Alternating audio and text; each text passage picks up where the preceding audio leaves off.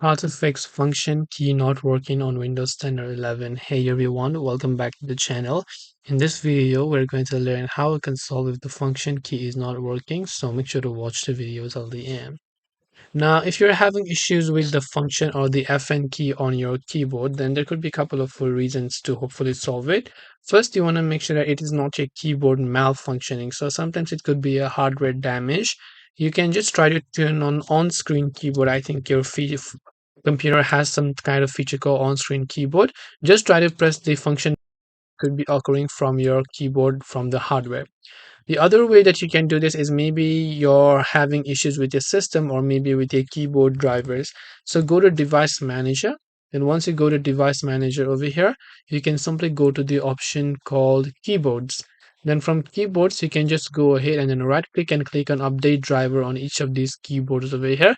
This should hopefully update everything to the latest version.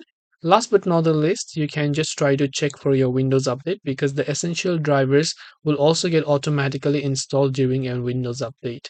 So I hope that the video helped you. If you have got any more questions, feel free to leave them down below. Thank you for watching till the very end and see you soon in the next video.